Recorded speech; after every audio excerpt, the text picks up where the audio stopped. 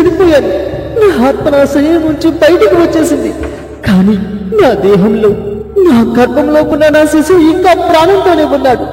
దయచేసి ఎవరైనా నా బిడ్డను కాపాడండి. దయచేసి నా బాధను ఆలకించండి. ఎవరైనా నా బిడ్డను కాపాడండి. అరే, నా బాధ ఎవరికి వినిపించలేదు. ఇప్పుడే బయటికి వెళ్తాను.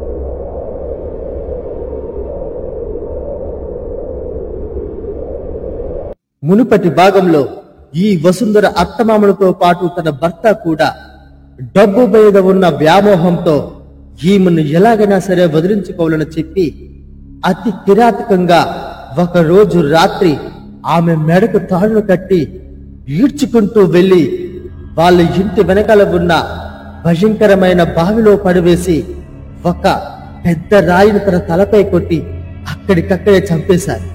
అది అంతా చూసి వాళ్ళ ముగ్గురు చాలా సంతోషపడ్డారు. ఇక నేటితో ఆమె పీడ విరగడైందని ఇక తన కొడుకుకి డబ్బున్న సంబంధం తీసుకుని వచ్చి పెళ్లి చేతులు చెప్పి వాళ్ళు ముగ్గురు చాలా ఆనందపడ్డారు. ఈదలా ఉండగా ఇది ఏమీ తెలియని వసుంధర అన్నయ్య ఒకరోజు నేరుగా తన ఇంటికి వచ్చాడు. బయట ఉన్న వాళ్ళ అత్తమామలతో ఇలా అంటూ ఉన్నాడు. అయ్యగారు నమస్కారం అండి. అమ్మా నమస్తే అమ్మా. అందరూ బాగున్నారా? నా చెల్లెమ్మ కూడా బాగానే ఉందా? అందరూ బాగానే ఉన్నారా? నీ చెల్లెమ్మకేమి బాగానే ఉంది, దానికేమీ లోట్లేదులే. అవునయ్యా, నాకు తెలుసు. మీ ఇంట్లో ఉంటే గుళ్ళో ఉన్నట్టే. నాకు ఆ నమ్మకం ఉంది. అయ్యా, మీరు అడిగినట్టు 10,000 తేలేకపోయాను, కానీ ఇదిగోండి అయ్యా 5,000 తీసుకుని వచ్చాను. ఇంకొక 5,000 ఖచ్చితంగా వచ్చి వాళ్ళలో తెచ్చి ఇస్తానయ్యా. అరే రంగా, నీకు చెప్పాను కదా 10,000 తెస్తానని. సరే, నువ్వు చెప్పినగానే వింటాను. ఈ ఒక్కసారికి 5,000 తీసుకుని ఊరుకుంటాను. మళ్ళీ వచ్చే వారిలోపు నువ్వు 5,000 తెచ్చివ్వాలి. లేకపోతే నేను చెప్పింది గుర్తుందిగా, మీ చెల్లిని నీటిగా పంపించేస్తాను. అయ్యా అయ్యా, అంత మాట అనకండి అయ్యా. అయ్యా, ఖచ్చితంగా వచ్చే వారంలోపు ఖచ్చితంగా మిగతా 5,000 తెచ్చేస్తానయ్యా. అయ్యా, దయచేసి మా చెల్లిని నా ఇంటికి పంపేకండి అయ్యా. ఆమెని ఇక్కడే ఉండనివ్వండి అయ్యా. అమ్మా, ఒక్కసారి నా చెల్లిని చూపించండి అమ్మా. అమ్మా వసుంధరా, వసుంధరా, ఒక్కసారి బయటికి రామ్మా అని వసుంధర అన్న రంగ ఎంత పిలిచినా ఆమె రావడం లేదు. వీళ్ళు ఇద్దరు ఒకళ్ళ ముఖాల ఒకరు చూసుకుంటూ లోపల భయపడుతూ ఉన్నారు. ఈ వసుంధర మామ తన అన్నతో ఇలా అంటూ ఉన్నాడు. అరే రంగా, నీ చెల్లి ఇక్కడ లేదురా. ఏదో ఊరు వెళ్తాని చెప్పి నా కొడుకు మీ అక్క చెల్లి ఇద్దరు కలిసి ఏదో ఊరు వెళ్ళారు. పక్కూర్లో ఏదో గుడి చూడడానికి వెళ్ళారన్నమాట. వచ్చేసరికి చాలా సమయం పడుతుందిలే గానీ నీకు బయలుదేరా. అయ్యా అవునా, చాలా ఆనందంగా ఉందయ్యా. నా చెల్లిని తీసుకొని అలా బయటికి వెళ్ళారా? నాకు వినడానికి కూడా చాలా ఆనందంగా ఉంది. అయ్యా సరే అయ్యా, ఇక నాకు ఎంతకంటే కావాల్సిందేముంది. ఖచ్చితంగా మీరు అడిగిన డబ్బు వచ్చే వారిలో కల్లా ఖచ్చితంగా నేను తీసుకుని వస్తాను. అమ్మా, నా చెల్లితో నేను అడిగానని చెప్పండి, నేను వచ్చానని చెప్పండి. నేను వచ్చానని చెప్తే తనకి చాలా ఆనందంగా ఉంటుంది. సరే అమ్మా, నేను ఇక వెళ్ళొస్తాను అని రంగా అక్కడి నుంచి వెళ్ళిపోతూ ఉన్నాడు. ఇంతలో వీళ్ళిద్దరూ మాట్లాడుకుంటూ ఉన్నారు. ఆరి దేవుడా, ఈడేటి మనకి ఇలా తగులుకున్నాడా? దాన్ని చంపేనామని విషయం వీడు తెలితే ఇక ఈడు మనల్ని ఏం చేస్తారో మనకు అర్థం కావటం లేదు. సరే, వీడికి ఏదో ఒక విధంగా తన చెల్లిని చంపేసామన్న విషయం తెలియకుండా జాగ్రత్తగా మనం అందరం వ్యవహరించాలి. ఎట్టి పరిస్థితుల్లోనూ ఈ విషయం వీడికి తెలియకూడదు. ఎప్పుడు వచ్చినా సరే ఏ గుడికి వెళ్ళిందానో ఏ సేలోకి వెళ్ళిందానో చెప్పి మాయ మాటలు చెప్పి తోలియాల. ఆ 10,000 లాక్కున్న తర్వాత అప్పుడు చూద్దాం. ఈ విషయం మనను కూడా చెప్పాలా, ఆన్ని కూడా జాగ్రత్తగా ఉండమని చెప్పాలా. ఎక్కడైనా కనిపించడినా సరే ఏదో ఊరికెళ్ళిందనో గుడికెళ్దానో చెప్పని చెప్పాలా, లేకపోతే మనోడు పుసుక్కుమని చంపామని చెప్పిన అనుకో ఇక ఈయన మన బతకనేవాడు. ఏటే అర్థమైంది కదా, అందరూ చాలా జాగ్రత్తగా ఉండాలి అని వాళ్ళు ఇద్దరు మాట్లాడుకుంటూ వసుంధర అన్న మాత్రం చాలా ఆనందంగా నడుచుకుంటూ తన ఇంటికి వెళ్ళిపోతూ ఉన్నాడు.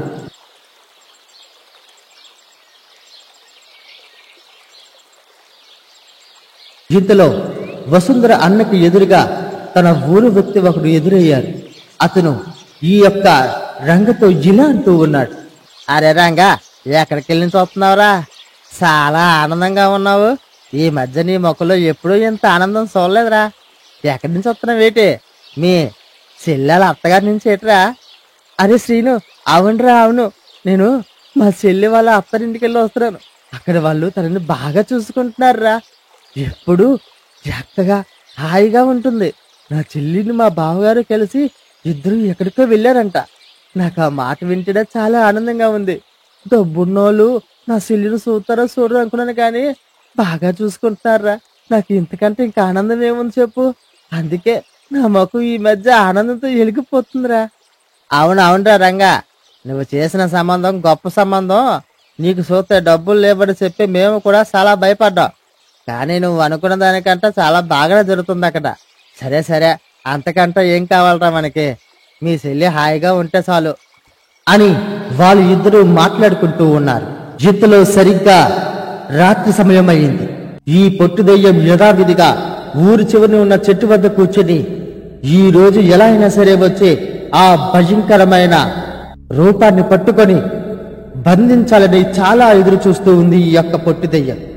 సరిగ్గా రాత్రి 1 గంట సమయానికి యథావిధిగా ఆ భయంకరమైన రూపం ఆకాశం నుంచి ఎగురుకుంటూ చాలా వేగంగా వస్తూ ఉంది. అది చూసిన ఈ పొట్టు దెయ్యం ఇలా అనుకుంటూ ఉంది. అరే వస్తున్నాడు వస్తున్నాడు, తందూరి చికెన్ గాడు. వాడు వాటం చూడు, సగం భాగం వేగిన నూనెలో మాంసం ముక్కలా ఉన్నాడు. రారా రారా రా, ఈ రోజు నీకు ఖచ్చితంగా ఉంది. ఈ రోజు నిన్ను ఖచ్చితంగా బంధించే తీరుతాను. మంత్రాల శిష్యుడని నన్నే ఎదురుస్తావా? ఈ రోజు నిన్ను వదిలే ప్రసక్తి లేదు. రా రారా బేగా రా అని ఈ పొట్టు దెయ్యం గట్టిగా అరుస్తూ ఉంది. భయంకరమైన రూపం నేరుగా యథావిధిగా ఆ ప్రదేశానికి చేరుకొని తన రక్తార్చన చేస్తూ మంత్రజపం చేస్తూ ఉంది. ఈ పొట్టు దెయ్యం నేరుగా తన ముందుకు ఎగురుకుంటూ వెళ్లి ప్రత్యక్షమయ్యి ఆ యొక్క భయంకరమైన రూపంతో ఇలా అంటూ ఉంది. ఎవడెవరా నువ్వు? ఎప్పుడు చూసినా ఇక్కడికి వచ్చే రక్తదారణ చేస్తూ ఏవో భయంకరమైన మంత్రాలు చదువుతూ ఉన్నావు. నిన్న చేసింది సరిపోలేదా నీకు? ఈ రోజు నిన్ను ఎలాగైనా సరే బంధించి తీరుతాను. నా శక్తిని అధిగమించే శక్తి నీకు ఉందనుకోవడం లేదు. ఈ రోజు నీ మరణం నా చేతుల్లోనే. జై మంత్రాలవ్వా, జై హో మంత్రాలవ్వా అని చెప్పి ఈ పొట్టు దెయ్యం తన మంత్రశక్తితో తన పైకి అగ్నిజ్వాలను వెదజల్లింది. ఆ భయంకరమైన రూపం చుట్టూ అగ్ని భయంకరంగా వెదజల్లుతూ తన చుట్టూ అంతా చిమ్మింది. ఆ రూపానికి మాత్రం ఏమీ కాలేదు. 1 నిమిషం తర్వాత ఆ మంటలన్నీ వాటంతటా అవే ఆగిపోయాయి. అది చూసి ఈ పొట్టు దెయ్యం ఆశ్చర్యపోయింది. ఆ భయంకరమైన రూపం ఈ పొట్టు దెయ్యం వైపు చూసి ఇలా అంటూ ఉంది. ఒరే అల్ప బద్ధకుడా, ఎందుకురా నా పైన నీ పనికి మాలిన శక్తుల్ని ప్రయోగించి నీ సమయాన్ని వృధా చేసుకుంటావు? ఈ చగోలి పర్వతం నుంచి వచ్చిన నాలాంటి భయంకరమైన ప్రేతాత్మ శక్తికి నీలాంటి ఈ భూమిపై ఉన్న ఈ మంత్రాలు మా పైన పని చెయ్యవురా. చగోలి పర్వతంలో భయంకరమైన మాంత్రికుడు అనుచరుడులో ఉన్న మమ్మల్ని చంపడం ఎవ్వరి తరం కాదు. వెళ్ళు, త్వరగా ఈ ప్రదేశాన్ని విడిచి వెళ్ళిపో, లేకపోతే నీ ప్రాణాలకే ప్రమాదం. వెళ్ళిపో వెళ్ళిపో అని ఆ భయంకరమైన రూపం ఈ పొట్టు దెయ్యంతో చెబుతూ ఉంది. ఆ మాటలు విన్న ఈ పొట్టు దెయ్యం ఇలా అంటూ ఉంది. చికెన్ తండూరి, నువ్వు నన్ను భయపిస్తున్నావేంటిరా? ఏదో 2-3 మంత్రాలు పనిచేయపోయినంత మాత్రాన నీవు శక్తిహీనుడు అనుకుంటున్నావా? ఇప్పుడే మంత్రాలను ప్రసాదించిన ఈ మహిమ కలిగిన ఉంగరంతో నీ పరిపరత చూడు. ఓం క్రీం మంత్రశక్తిని, ఓం క్రీం మంత్రరూపిణి, ఓం క్రీం మంత్రదర్శని అని మంత్రాలు చదివి ఆ పొట్టు దయ్యం ఒక మహిమగైన ఉంగరాన్ని బయటికి తీసింది. ఆ ఉంగరం నుంచి ఒక భయంకరమైన శక్తికాంతి లాంటిది బయటికి వచ్చి నేరుగా ఆ భయంకరమైన రూపంపై పడింది. కానీ ఎటువంటి చలనం లేకుండా ఆ రూపం అక్కడే మంత్ర జపం చేస్తూ అలా తటస్థంగా నించుని ఉంది. అది చూసిన ఈ పొట్టు దయ్యం ఒక్కసారిగా ఆశ్చర్యపోయి ఇలా అంటూ ఉంది, అరే మంత్రాలలో ఇచ్చిన ఈ ఉంగర మహిమ కూడా నీ పైన పడచేయలేదా? నువ్వు చెప్పిన విధంగానే నీలో ఉన్న శక్తి చాలా అధికంగా ఉంది. నీ వెంట ఉన్న ఆ మాంత్రికుడు ఎవడు? అసలు నువ్వు ఎక్కడి నుంచి వచ్చావు? నువ్వు అన్న ఆ చోదోలి పర్వతం ఎక్కడ ఉంది? నాకు తెలిసే త్వరగా త్వరగా, లేకపోతే ఏదో ఒక విధంగా నేను అంతం చేసేస్తా అని గట్టిగా అరుస్తూ ఉంది. ఆ మాటలన్నీ విన్న ఈ భయంకరమైన రూపం ఒక్కసారిగా మంత్రజపం చేసి తన చేతిలోనికి ఒక మహిమ కలిగిన కత్తిని ఒక్కసారిగా ప్రత్యక్షం చేసింది. ఆ కత్తితో ఒక్కసారిగా ఈ పొట్టు దయ్యం యొక్క పొట్టలో పొడిచింది. ఈ పొట్టు దయ్యం రక్తం కారుతూ గట్టిగా అరుస్తూ ఇలా అంటూ ఉంది,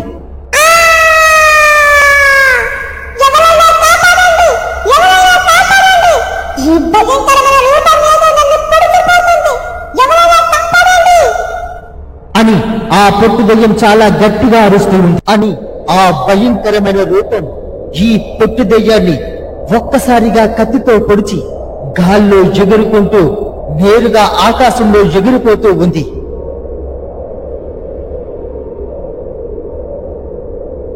ఇదిలా ఉండగా చంపి పడేసిన ఈ రంగా చెల్లి శవంలోంచి తన ఆత్మ బయటకు వచ్చి రోధిస్తూ గట్టిగా అరుస్తూ ఉంది, నేను చనిపోయాను.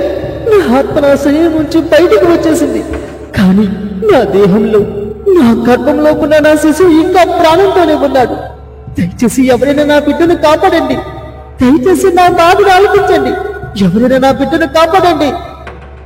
అరే నా బాధ ఎవరికి వినిపించలేదు.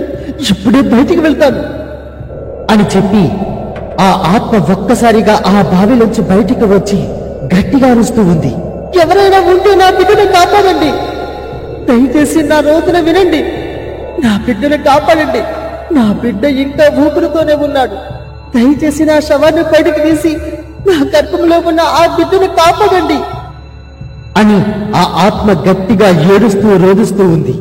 ఈ మాటలన్నీ గాల్లో ఎగురుకుంటూ వెళ్తూ ఉన్న ఆ భయంకరమైన రూపానికి వినిపించాయి. ఆ రూపం ఒక్కసారిగా ఆగి నేరుగా ఆ ఆత్మ ముందుకు ప్రత్యక్షమయ్యింది. ఆ ఆత్మను చూసి ఈ యొక్క భయంకరమైన రూపం ఇలా అంటూ ఉంది, అరే ఎవరు నువ్వు? ఆత్మరూపంలో ఎక్కడేమో చేస్తున్నావు? నీకు ప్రేతాత్మరూపం కావాలనుకుంటే నాతో రా. నిన్ని చగోళ పర్వతానికి తీసుకుని వెళ్ళి శక్తివంతమైన ప్రేతాత్మగా మారుస్తాను. రా, నాతో రా అని ఆ భయంకరమైన రూపం ఆ ఆత్మను అడుగుతూ ఉంది.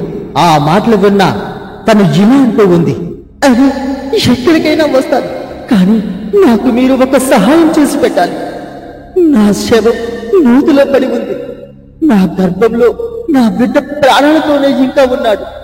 మీరు గనుక నా బిడ్డను బ్రతికించగలిగితే చాలు. దయచేసి నాకు ఈ ఒక్క సహాయం చేయండి అని చాలా ప్రాధాన్యపడుతుంది ఆ ఆత్మ. ఈ భయంకరమైన రూపం నేరుగా ఆ బావిలోనికి వెళ్లి ఆమె శవాన్ని ఒక్కసారిగా తాకగా భయంకరమైన శక్తి తనపైకి ఒక్కసారిగా ప్రకాశింపజేసింది. వెంటనే ఆ భయంకరమైన రూపం బయటికి వచ్చి తన ఆత్మతో ఇలా అంటూ ఉన్నాడు, నీ శవాన్ని తాకడం నాకు సాధ్యపడటం లేదు. నీ శవంలో ఏదో శక్తి దాగి ఉంది. దానికి అనుగుణంగా నేను రేపు మరలా వచ్చి నీకు సహాయం చేయడానికి చూస్తాను.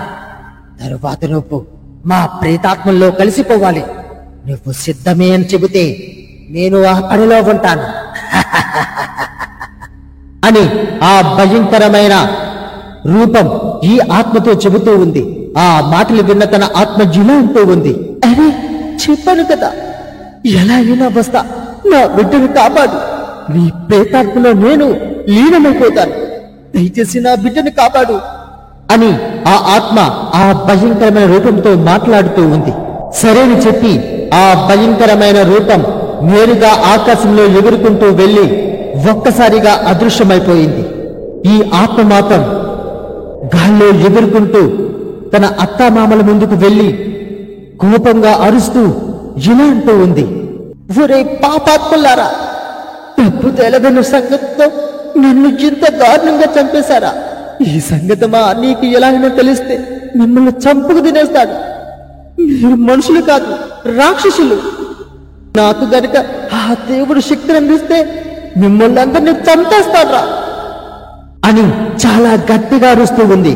కానీ ఆత్మరూపంలో ఉన్న తన మాటలేవి, తన రూపం కాని వాళ్ళు ఎవ్వరికీ కనిపించలేదు, వినిపించలేదు.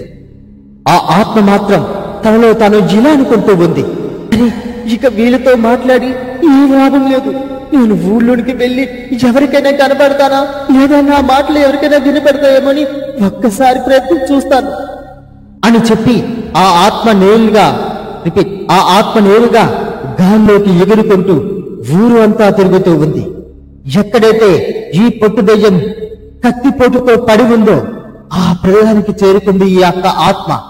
ఆ ఆత్మను చూసిన ఈ పొట్టు దెయ్యం ఇలా అంటూ ఉంది, అరే ఎవరు నువ్వు? నీవు నాకు సహాయం చేయగలవా? దయచేసి ఈ కత్తిని నా పొట్ట భాగం నుంచి తీయగలవా? తీస్తే నీకు ఖచ్చితంగా సహాయం చేస్తాను. నాకు ఈ ఒక్క సహాయం చేసి పెట్టు చాలు అని ఆ పొట్టు దెయ్యం ఈ ఆత్మతో మాట్లాడుతూ ఉంది. ఈ ఆత్మ ఒక్కసారిగా ఆశ్చర్యపోయి ఇలా అంటూ ఉంది, అరే నా మాటలు నేను నీకు అనిపిస్తున్నానా? నా మాటలు కూడా నీకు వినిపిస్తున్నాయా? సరే, ఖచ్చితంగా నేను నీకు సహాయం చేయడానికి ప్రయత్నిస్తాను. కానీ నువ్వు నాకు నా కడుపులో ఉన్న బిడ్డని కాపాడాలి. నాకు ఆ ఒక్క మాట ఇవ్వి అని ఆ ఆత్మ ఆ పొట్టు దెయ్యాన్ని అడుగుతుంది.